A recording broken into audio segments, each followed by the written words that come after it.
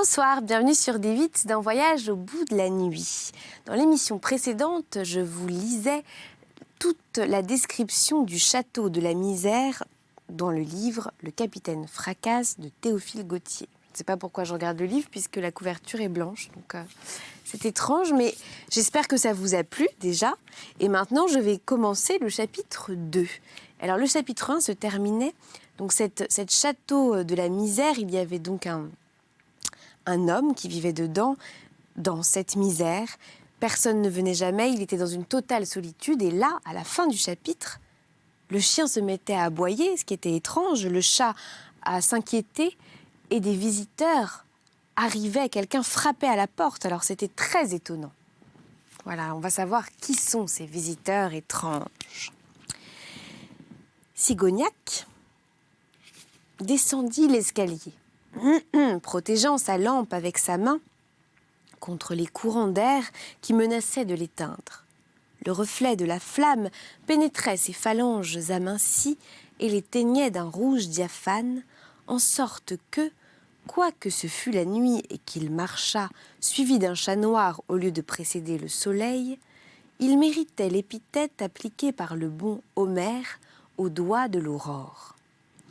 Il abaissa la barre de la porte, entr'ouvrit le battant mobile et se trouva en face d'un personnage au nez duquel il porta sa lampe. Éclairée par ce rayon, une assez grotesque figure se dessina sur le fond d'ombre. Un crâne couleur de beurre rance luisait sous la lumière et sous la pluie. Des cheveux gris plaqués aux tempes, un nez cardinalisé de purée septembrale, voilà, tout fleuri de bublettes s'épanouissant en bulbes entre deux petits yeux verrons recouverts de sourcils très épais et bizarrement noirs, des joues flasques, martelées d'un ton vineux et traversées de fibrilles rouges, une bouche lipue d'ivrogne et de satire, un menton à verrues où s'implantaient quelques poils revêches et durs comme des crins de vergettes, composaient un ensemble de physionomies digne d'être sculpté en macaron sous la corniche du Pont-Neuf. Une certaine bonhomie spirituelle tempérait ce que ces traits pouvaient présenter de peu engageant au premier coup d'œil. Les angles plissés des yeux et les commissures des lèvres remontées vers les oreilles indiquaient d'ailleurs l'intention d'un sourire gracieux. Cette tête de fantoche, servie sur une fraise de blancheur équivoque, surmontait un corps pendu dans une souquenille noire qui saluait en arc de cercle avec une affectation de politesse exagérée. Les saluts accomplis, le burlesque personnage prévenant sur les lèvres du baron la question qui allait en jaillir, prit la parole d'un ton légèrement emphatique et déclamatoire. « Daignez m'excuser, noble châtelain, si je viens frapper moi-même à la poterne de votre forteresse sans me faire précéder d'un page ou d'un nain sonnant du corps, et cela à une heure avancée, nécessité n'a pas de loi et force les gens du monde les plus polis à des barbarismes de conduite. »« Que voulez-vous » interrompit sèchement le baron, ennuyé par le verbiage du vieux drôle. L'hospitalité pour moi et mes camarades, des princes et des princesses, des Léandres et des Isabelles, parce que bon, c'est pas très joli, des docteurs et des capitaines qui se promènent de bourg en ville sur le chariot de Thespis, lequel chariot traîné par des bœufs à la manière antique est maintenant embourbé à quelques pas de votre château. Si je comprends bien ce que vous dites, vous êtes des comédiens de province en tournée et vous avez dévié du droit chemin. On ne saurait mieux élucider mes paroles, répondit l'acteur, et vous parlez de sire. Puis-je espérer que votre seigneurie m'accorde ma requête? Quoique ma demeure soit assez délabrée et que je n'ai pas grand-chose à vous offrir, vous y serez toujours un peu moins mal qu'en plein air par une pluie battante. Le pédant, car tel paraissait être son emploi dans la troupe, s'inclina en signe d'assentiment. Pendant ce colloque, Pierre, éveillé par les abois de Miraut, s'était levé et avait rejoint son maître sous le porche. mis au fait de ce qui se passait. Il alluma une lanterne et tous trois se dirigèrent vers la charrette embourbée. Le Léandre et le Matamor poussaient à la roue et le roi piquait les bœufs de son poignard tragique. Les femmes, enveloppées de leurs manteaux, se désespéraient, geignaient et poussaient de petits cris. Ce renfort inattendu et surtout l'expérience de Pierre eurent bientôt fait franchir le mauvais pas au lourd chariot qui, dirigé sur un terrain plus ferme, atteignit le château, passa sous la voûte ogivale et fut rangé dans la cour. Les bœufs, dételés, allèrent prendre place à l'écurie à côté du bidet blanc. Les comédiennes sautèrent à bas de la charrette, faisant bouffer leurs jupes fripées, et montèrent, guidées par Sigognac, dans la salle à manger, la pièce la plus habitable de la maison. Pierre trouva au fond du bûcher un fagot et quelques brassées de broussailles qu'il jeta dans la cheminée et qui se mirent à flamber joyeusement. Quoiqu'on ne fût encore qu'au début de l'automne, un peu de feu était nécessaire pour sécher les vêtements humides de ces dames. D'ailleurs, la nuit était fraîche et l'air sifflait par les boiseries disjointes de cette pièce inhabitée. Les comédiens, bien qu'habitués par leur vie errante aux gîtes les plus divers, regardaient avec étonnement cet étrange logis que les hommes semblaient avoir abandonné depuis longtemps aux esprits et qui faisait naître, involontairement, des idées d'histoire tragique. Pourtant, il en témoignait, en personne bien élevée, ni terreur, ni surprise. « Je ne puis vous donner que le couvert, dit le jeune baron. Mon garde-manger ne renferme pas de quoi faire souper une souris. Je vis seul en ce manoir, ne recevant jamais personne, et vous voyez, sans que je vous le dise, que la fortune n'habite pas Séant. »« Qu'à cela ne tienne, répliqua le pédant. Si au théâtre l'on nous sert des poulets de carton et des bouteilles de bois tournées, nous nous précautionnons pour la vie ordinaire de mets plus substantiels. Ces viandes creuses et ces boissons imaginaires iraient mal à notre estomac, et en qualité de munitionnaire de la troupe, je tiens toujours en réserve quelques jambons de Bayonne, quelques pâtés de venaison, quelques longes de veau de rivière, avec une douzaine de flacons de vin de Cahors et de Bordeaux. »« Bien parlé, pédant !» exclama le Léandre. « Va chercher les provisions, et si ce seigneur le permet et daigne souper avec nous, dressons ici même la table du festin. Il y a dans ces buffets assez de vaisselle, et ces dames mettront le couvert. » Au signe d'acquiescement que fit le baron, tout étourdu de l'aventure, l'Isabelle, et la donna Sérafina, assises toutes deux près de la cheminée, se levèrent et rangèrent les plats sur la table préalablement essuyée par Pierre et recouverte d'une vieille nappe usée, mais blanche. Le pédant reparut bientôt portant un panier de chaque main et plaça triomphalement au milieu de la table une forteresse de pâtés aux murailles blondes et dorées qui renfermait dans ses flancs une garnison de bec-figues et de perdreaux. Il entoura ce fort gastronomique de 6 bouteilles pour ouvrage avancé qu'il fallait emporter avant de prendre la place. Une langue de bœuf fumée et une tranche de jambon complétèrent la symétrie. Belzébuth, le chat, qui s'était perché sur le haut d'un buffet et suivait curieusement de l'œil ces préparatifs extraordinaires, tâchait de s'approprier, au moins par l'odorat, toutes ces choses exquises étalées en abondance. Son nez, couleur de truffe, aspirait profondément les émanations parfumées. Ses prunelles vertes jubilaient et scintillaient.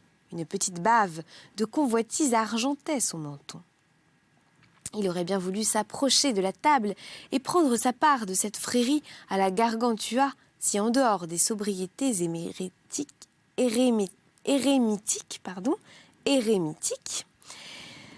de la maison, mais la vue de tous ces nouveaux visages l'épouvantait et sa poltronnerie combattait sa gourmandise.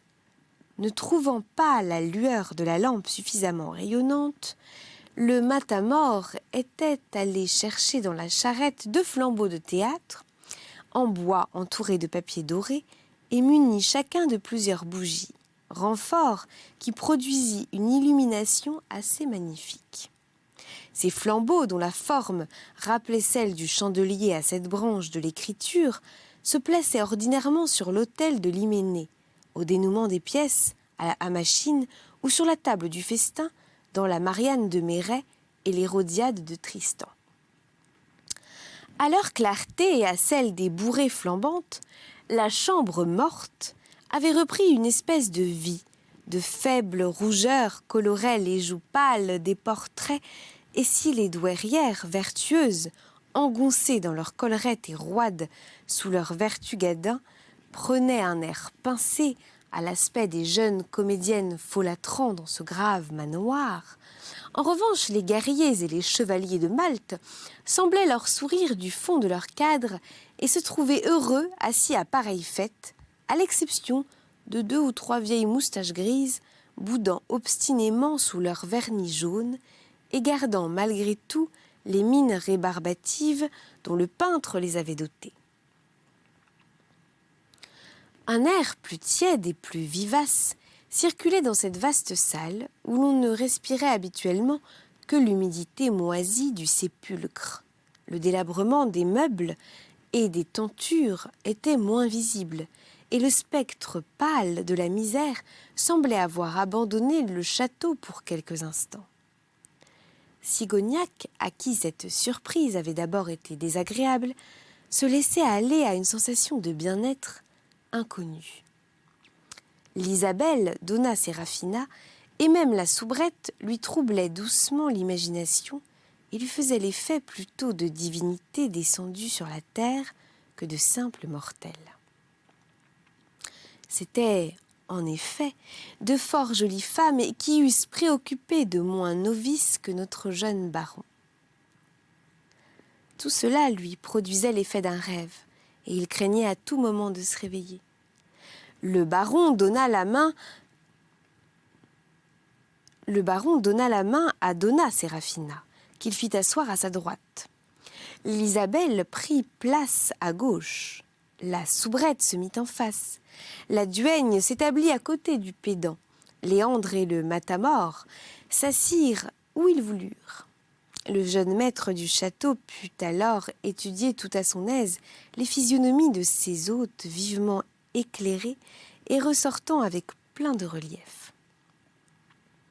Son examen porta d'abord sur les femmes, dont il ne serait pas hors de propos de tirer ici un léger crayon, tandis que le pédant pratique une brèche au rempart du pâté.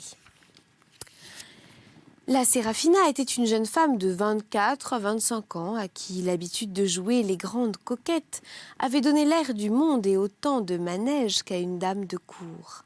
Sa figure d'un ovale un peu allongé, son nez légèrement aquilin, ses yeux gris à fleur de tête, sa bouche rouge, dont la lèvre inférieure était coupée par une petite raie, comme celle d'Anne d'Autriche, et ressemblait à une cerise, comme sur ma robe, lui composait une physionomie avenante et noble, à laquelle contribuaient encore 2 cascades de cheveux châtains descendant par ondes au long de ses joues, où l'animation et la chaleur avaient fait paraître de jolies couleurs roses. 2 longues mèches, appelées moustaches et nouées chacune par 3 rosettes de ruban noir, se détachaient capricieusement des crépures et en faisaient valoir la grâce vaporeuse comme des touches de vigueur que donne un peintre au tableau qu'il termine. Son chapeau de feutre à bords ronds, orné de plumes, dont la dernière se contournait en panache sur les épaules de la dame. Et les autres se recroquevillaient en bouillon, coiffait cavalièrement la Sérafina.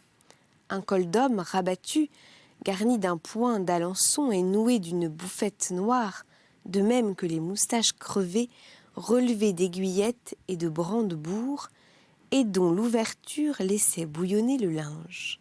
Une écharpe de soie blanche, posée en bandoulière, achevait de donner à cette mise un air galant et décidé. Ainsi attifée, Séraphina avait une mine de Pentésilée et de Marphise très propre aux aventures et aux comédies de cap et d'épée. Sans doute tout cela n'était pas de la première fraîcheur. L'usage avait miroité par place le velours de la jupe, la toile de frise était un peu fripée, les dentelles eussent paru rousses au grand jour. Les broderies de l'écharpe, à les regarder de près, rougissaient et trahissaient le clinquant. Plusieurs aiguillettes avaient perdu leur ferret. Et la passementerie, éraillée des brandebourgs, se défilait par endroits. Les plumes, énervées, battaient flasquement sur les bords du feutre, les cheveux étaient un peu défrisés, et quelques fétus de paille ramassés dans la charrette se mêlaient assez pauvrement à leur opulence. Ces petites misères de détail n'empêchaient pas Donna Serafina d'avoir un port de reine sans royaume.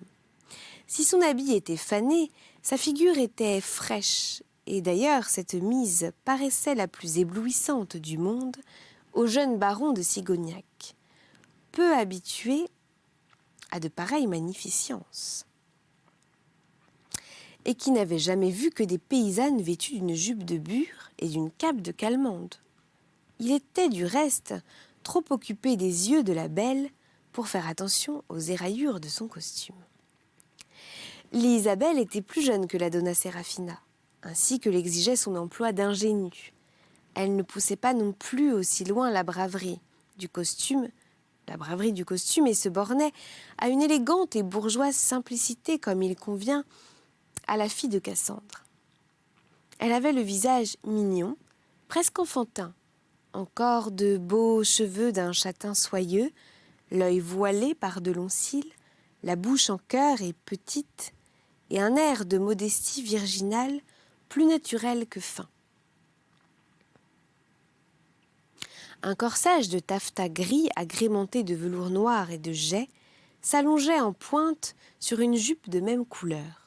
Une fraise, légèrement empesée, se dressait derrière sa jolie nuque où se tordaient de petites boucles de cheveux follets et un fil de perles fausses entourait son col. Et quoiqu'au premier abord, elle attirât moins l'œil que la Séraphina, elle le retenait plus longtemps. Si elle n'éblouissait pas, elle charmait, ce qui a bien son avantage. La soubrette méritait en plein l'épithète de morena que les Espagnols donnent aux brunes. Sa peau se colorait de tons dorés et fauves comme celle d'une gitana. Ses cheveux drus et crespelés étaient d'un noir d'enfer, et ses prunelles d'un brun jaune pétillaient d'une malice diabolique. Sa bouche grande et d'un rouge vif laissait luire par éclairs blancs une denture qui eût fait honneur à un jeune loup. Du reste, elle était maigre et comme consumée d'ardeur et d'esprit, mais de cette maigreur jeune et bien portante qui ne fait point mal à voir. À coup sûr, elle devait être aussi experte à recevoir et à remettre un poulet à la ville qu'au théâtre. Mais elle devait bien compter sur ses charmes. La dame qui se servait d'une pareille dariolette, en passant par ses mains, plus d'une déclaration d'amour n'était pas arrivée à son adresse, et le galant oublieux s'était attardé dans l'antichambre. C'était une de ces femmes que leurs compagnes trouvent laides, mais qui sont irrésistibles pour les hommes et semblent pétries avec du sel, du piment et des cantharides, ce qui ne les empêche pas d'être froides comme des usuriers lorsqu'il s'agit de leur intérêt.